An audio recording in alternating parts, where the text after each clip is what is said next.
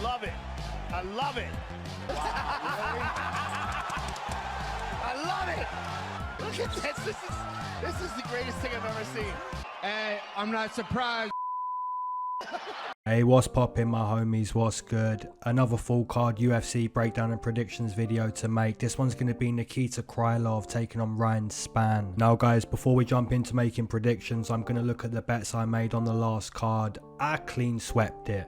I did it again. And the bets I did have on the last card was Erin Blanchfield at plus 160 and a nice parlay with Alexander Hernandez straight up. Hey, there's a lot of Money City comments, guys, so I'm not going to read all of these comments. I am going to post them on screen. If you see your name on the screen, you're a champion. You know what I'm saying? A lot of good gamblers within the community, and we're all trying to go to Money City. You know what I'm saying? So let's get the money. Like, this card's not too good, guys. Like, when you look at the names on this card, the name value is kind of like the last card, you know. It's not too high. It's kind of bad. But again, you know, the same thing when you put the time in and you watch all of the tape, I think we can win. I think we can make money. Alright guys, so congratulations to all of the people on screen. You are the champions. And we're going to go again. So let's jump into the card. Alright, moving into the first matchup on this card, we've got Jose Johnson taking on Garrett Armfield. Now, looking at Garrett Armfield's UFC debut against Onama, it was quite impressive despite losing that fight. It's fair to say at times he had his moments in this fight, you know, specifically the boxing. It looked pretty good for Garrett Armfield. Essentially though, you know, Onama was just physically strong, got him to the mat, was able to finish the fight with a nice head and arm choke. But yeah, Garrett Armfield, the boxing looked pretty good. The opponent, Jose Johnson, when you look at the tape of Jose Johnson, the takedown defense is just super bad. And that's something that I'm already thinking about with this matchup. Like, if Jose Johnson has really bad takedown defense, is Garrett Armfield going to try to get him to the mat? I'm going to say no, guys. I'm going to say when you look at Garrett Armfield, he kind of struggles with the grappling himself. Now, guys, if I'm right and we do get a striking matchup, Jose Johnson's like 6 foot. This guy's 6 foot at 135. That's a madness. You know what I'm saying? So yeah, despite the boxing looking pretty good for Garrett Armfield, he's at a big size disadvantage with this matchup on the feet. And when you look at the right hand of Jose Johnson, it is pretty quick, it's pretty powerful, the kicks are pretty good too. You know, the only thing I don't really like about Jose Johnson is the takedown defense, but if that's not going to be exploited and we are going to get a striking matchup, I do favour him to beat Garrett Armfield. So yeah guys, I'm going to side with the underdog, Jose Johnson, to win this matchup. Alright guys, moving into a matchup between Hailey Cowan taking on Ailin Perez. Now, I did go back and rewatch all of Hailey Cowan's LFA career, which was kind of painful, but yeah, I did do that. Now guys, what you'll notice with this matchup is both of these fighters do like to grapple the opponent. Like Hailey Cowan, she likes to grapple. Ailin Perez, she likes to grapple. Both of these girls are good grapplers. Guys, I did notice one weakness with Hailey. When she takes her opponent to the mat, she kind of finds herself defending the armbar more than not. So that's something that she really has to work on, you know. The opponents kind of seem close to pulling off the armbar. Now guys, if you're somebody that's going to bet this matchup, it's probably going to be wise to find who's going to be the better grappler. Like, Hailey wants to grapple, Ailin Perez likes to grapple. Who's going to be the better grappler? You notice with Ailin Perez, with her UFC debut, you know, she tried to grapple Stephanie Egger, and that didn't go too well. But yeah guys, like I said, if you're going to bet this matchup, you probably want to find who's going to be the better grappler. For me personally, I think Hailey Cowan is maybe the better grappler. You know, her cardio does seem to be good. She likes to push the opponent against the fence. So yeah, this matchup kind of difficult to be super confident who's going to win the fight. But for me, I think Hailey Cowan is maybe a little bit more technical. And guys, she is going to be bigger than Ailin Perez. You know, she's got the size advantage. So maybe that's going to help her in the grappling. My pick is going to be Hailey Cowan to win this matchup. Alright guys, moving into a matchup between Nurullo Aliev taking on Rafael Alves. Now, if you watched the Contender Series performance of Nurullo Aliev, I'm just getting Habib vibes. You know what I'm saying, guys? This guy just reminds me of Habib. He went in there and done the exact same thing that Khabib would do. Push the opponent against the fence. Once you've got nice control against the fence, take the opponent to the mat, and from there it's just ground and pound city. So yeah, the performance of Nurullo Aliev on the contender was super impressive. Obviously you can talk about like the opponent wasn't that good, which is obviously true, right? But the performance, if the opponent's not that good, you want to see dominating performances like that. And if he goes in there and does that against Rafael Alves, that would be insane. Maybe not insane, but Rafael Alves is, you know, this guy's had 30 fights. Very explosive. You know what I'm saying? That would be a good name to put on the resume. Now, guys, when you look at Rafael Alves, this guy's very explosive, like I said. But one thing that comes with all that explosive energy, you do get tired. And it doesn't really seem like you can get tired against Nurullo Aliev. Like, if you get tired against Nurullo, you probably get taken to the mat and you probably get smashed. You know what I'm saying? So, yeah, I do believe the grappler, Nurullo Aliev, is probably going to win this matchup. Guys, one thing that Rafael Alves does like to do, if you notice, he's always ready to jump guillotine. You know, you push him against the fence or try to take him to the mat, he's already thinking, I'm going to grab the neck on the way down. I'm jumping guillotine. So yeah, watch out for that in this matchup. If he tries to jump guillotine, that's, you know, maybe a sneaky way that he could win the fight. But guys, on the flip side, when you jump guillotine and you use all that energy and you don't get it, you know what I'm saying, you just waste a lot of energy. And that's something that's going to be in the favour for Nurullo Aliev. You know, Rafael Alves jumps guillotine, squeezes, doesn't get the guillotine. And now his arms are heavy. You know, now he's feeling a little bit of fatigue. And Nurullo Alves is making him grapple. So yeah, guys, for me, I'm going to side with the grappling work of Nurullo Aliev in his UFC debut. Alright, moving into a matchup between Joe Solecki taking on Deaton.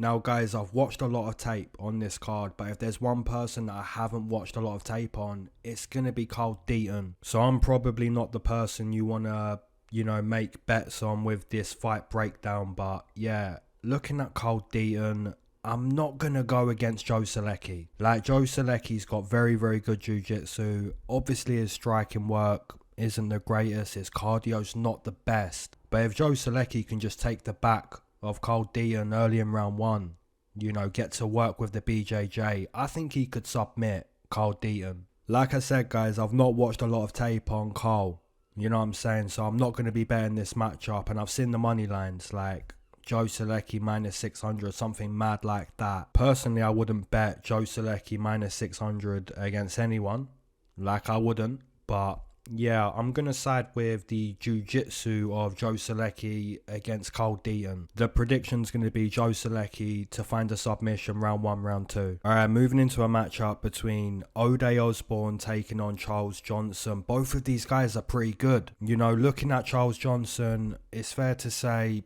his worst performance was probably against Magulov. But guys, then you look at his performance against Jimmy Flick. And I know some people are going to be like, well, Jimmy Flick retired, you know, this is not a legitimate win, which you could say. But just looking at the performance, you know, the sprawling looked good, the grappling looked good, the punching, the kicking, the speed, the power, it all looked good for Charles Johnson. Now, on the flip side, Osbourne, this guy's pretty good, man. Like, he's very quick. Very quick. Obviously, the IQ's not the best. You know, tried to hit Tyson Nam with a jump knee, and the moment he landed, he got smacked with a right hand, which was kind of funny. I'm not going to lie, it's kind of funny. But yeah, the IQ of Osbourne's obviously not the best, but, you know, very quick. Very quick. I do like that Charles Johnson's ready to get back into the octagon, you know, got the nice win against Jimmy Flick, got the robbery win against Zalgas, and now he's ready to, you know, keep the money going. You know, guys, really, I think if you put your money on this matchup, it's not a lock. Like, Charles Johnson might do some really nice work. Ode might do some really nice work. It's not a lock. Guys, for me personally, I'm going to side with Osbourne purely based on his speed. I think he's too quick for Charles Johnson, but I could be wrong with this prediction. Alright, moving into a matchup between Jordan Leavitt taking on Victor Martinez. Now, guys, I'm kind of confident that Jordan Leavitt would win this matchup. And that's not something that I'd usually say with a Jordan Leavitt matchup. Like, when you look at Jordan Leavitt's game, you're not super amazed by his game. You know what I'm saying? He's got good jiu-jitsu. He'll look to spam the opponent with kicks on the feet. His boxing work is just pretty non-existent. You know, there's not a lot of boxing in Jordan's game. But that's mainly because he's a jiu-jitsu player and he likes to kick the opponent on the feet. Now, guys, on the flip side, the opponent, Victor Martinez, this guy hasn't fought in like a year and a half. And he's mainly a boxer. And if Jordan Leavitt can take Victor Martinez to the mat, I'd fully expect him to, you know, just dominate with his grappling. I think Jordan Leavitt's going to get it done.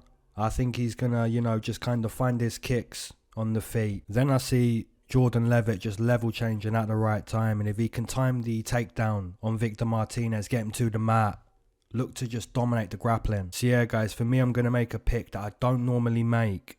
I think Jordan Leavitt should win this fight. I'm quite confident he does. Alright guys, moving into a matchup between Gabriella Fernandes taking on Jasmine Jasudavicius. Now with this matchup, I believe there's a big difference with the striking. When you look at Gabriella Fernandes with her striking, it's clean, it's good. You know, the body kicks are quick, the head kicks, the boxing, it's all good. Now on the flip side, when you look at Jasmine's striking, it's not on the level that Gabriella Fernandes is showing. And I'm assuming, guys, that if Jasmine does want to win this matchup, it's probably not going to be outstriking the opponent. You know, if Jasmine wants to win this matchup, you've got to take the opponent to the mat. And that's really what you've got with this matchup, in my opinion. You've got Gabriella Fernandes, who's going to be the better striker. Then you've got Jasmine, who's already competed inside the UFC. She's going to try to get the opponent to the mat. But guys, in my opinion, the wrestling of Jasmine Jasudavicius, the grappling work, I don't think it's going to be good enough to get Gabriella Fernandes to the mat. But yeah, guys, in my opinion, when you look at the opponents that Jasmine did out grapple,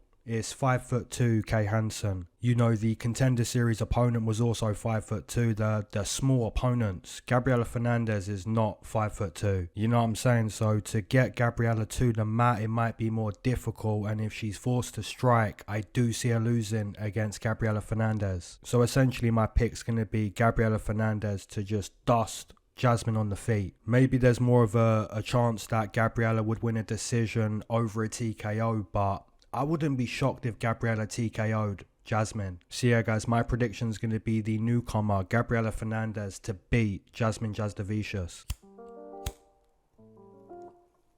Guys, if you waited to smoke with me, amen. If you've been smoking this whole time, double amen. If you're not a smoker but you enjoy the smoke breaks, that's always been a triple amen, gang. Let's go. I'm not gonna lie, I'm already stoned and I don't even need the smoke break because I'm stoned, but I've got to spark up with the bros, you know what I'm saying? It's got to be done. Now, guys, I did clean sweep the last card. I clean swept every card so far this month. I am currently 15 out of 18 on all my bets. So that's pretty good. Like, that's very good. And guys, this is going to be the last card this month. And if I win all of the bets on this card, I have clean swept the whole month. You know, it's kind of like the Eminem song, you know, you got one shot, one opportunity. You know, you could say this is like legendary status. Like, this is something I'm going to tell my grandkids. Alright, let's break down the main card. Hey, guys, next week is a madness. Alright, moving into a matchup between Erick Gonzalez taking on Trevor Peek. Now, guys, rewatching Trevor Peek on the Contender Series, he did get dusted in the first round. But, guys, then you look at Trevor Peek in the second round. You can see this guy's a dog. You know what I'm saying? Like, it's not going to be easy to stop Trevor Peek. This guy's a warrior. You know, the first round wasn't good, but then he goes into the second round, finds a stoppage. Big comeback win. Now, guys, it's interesting because when you look at Erick Gonzalez, it's kind of the opposite. Like, the first round he's looking good, and then the second round comes and he just gets dusted. So really, you've got like two fighters that are the complete opposite. And guys, in that type of matchup, I'd rather side with the fighter that's going to look good outside of round one. You know what I'm saying? If there's not a round one stoppage, we know that Trevor Peek is a dog outside of round one. And we know it's the complete opposite for Erick Gonzalez. So yeah, it's an easy prediction for me to make. I'm going to side with Trevor Peek. He's a dog outside of round one. I think he can stop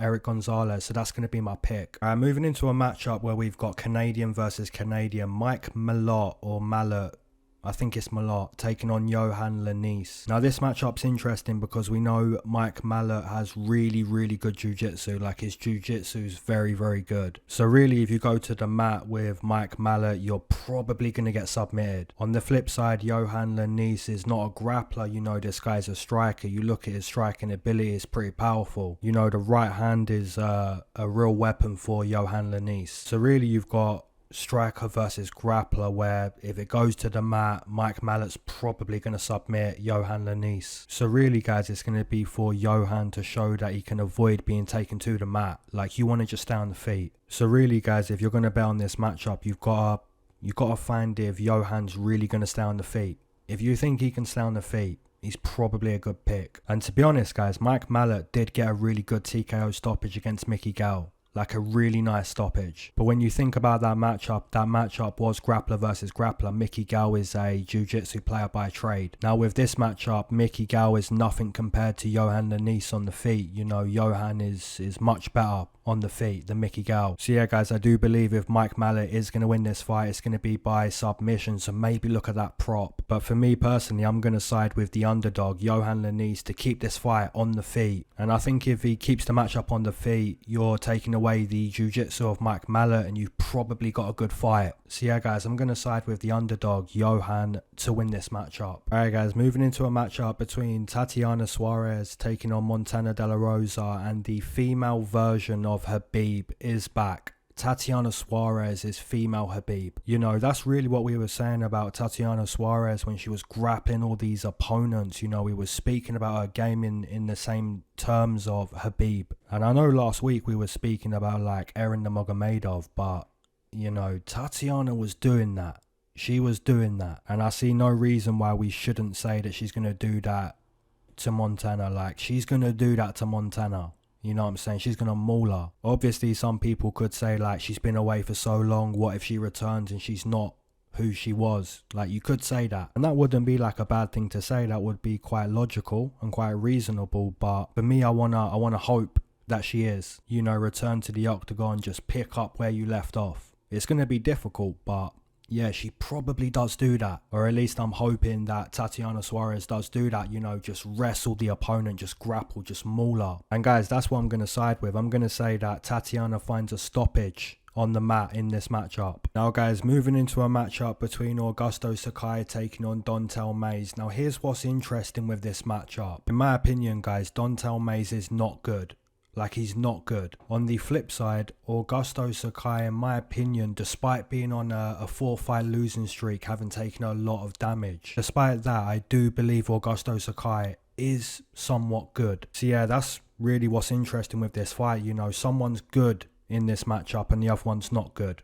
But here's also what's interesting. Augusto Sakai is on a 4-fight losing streak. But guys, when you look at all of the names that Augusto has lost to, you know, Taito Ivaza, Spivak, Jarzinho, Overeem. All of these guys are much better than Don'Tale Mayes. So if I'm right with everything that I have said, then really it comes down to, am I going to pick Don'Tale Mayes, who's the worst opponent arguably that Sakai has fought against? Am I going to pick Don'Tale Mayes to continue the losing streak of Augusto Sakai? Or am I going to pick Augusto Sakai despite all of the damage to stop the losing streak against arguably one of the worst fighters you have competed against in the UFC? Guys, for me personally, I'm not going to pick Don'Tale Mayes. I'm picking Augusto Sakai. I'm not going to bet it, but yeah, I'm not picking Don'Tale, no way. Alright guys, moving into the co-main event, you've got Andre Muniz taking on Brendan Allen. Now this co-main event is very good because both of these guys have very, very good jiu-jitsu. But in my opinion, not all black belts are going to be made equal. I do believe Andre Muniz is a better jiu-jitsu player. You know, just go to Fight Pass and look at some of the wins that Andre Muniz has had.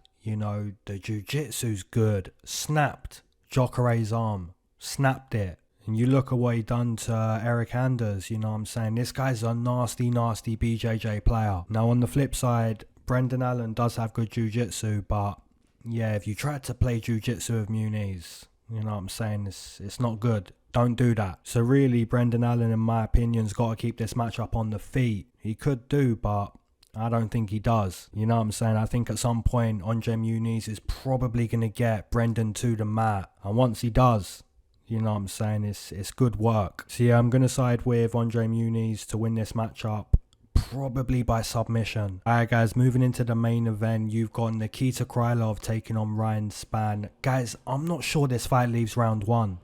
You know, Nikita Krylov is a madman. You know, the moment the ref says fight, this guy's gonna fight. And you look around Spann, you know, this guy's not backing down from anyone. You know, this guy's gonna fight too. These guys are deadly strikers. You know, they're not perfect. You know, they're not really like looking to fight too safe. You know, they're both really looking to stop the opponent. And when you've got two fighters that are looking to stop the opponent, there's going to be a car crash at some point. And really, I think there could be a car crash like early round 1. So yeah, it's pretty safe to say this matchup is not going to go the distance. And guys, something else to note is like Ryan Spann, after he beat Dominic Reyes, he said on the mic, I actually trained for this matchup. And if that's true, like, I think he could starch Nikita round 1. Like, he looked real sharp against Dominic Reyes. You know, the jab. Guys, the jab put down Dominic Reyes. And it was, oh my goodness, just go back and rewatch. Guys, I'm telling you, like, Dominic Reyes got detonated. Not even dusted, yeah? He got detonated by the jab. Hey guys, I'm going round Spann. I think he's going to dust Nikita round 1. I think his striking's looking sharp. So yeah guys, I'm going to side with Ryan Spann, the underdog, to completely dust Krylov early in this matchup. And if the matchup does go past round 1, if it goes past round 2, somehow, if it does, Nikita's probably going to win. So yeah, my prediction, if it's going to happen, it probably has to happen early in the fight. And I think it does. I just think Ryan Spann's looking sharp. So yeah, I'm going to go with the underdog. Alright guys, eyes to the sky, never glued to your shoes. That's Mac Miller. Alright, peace.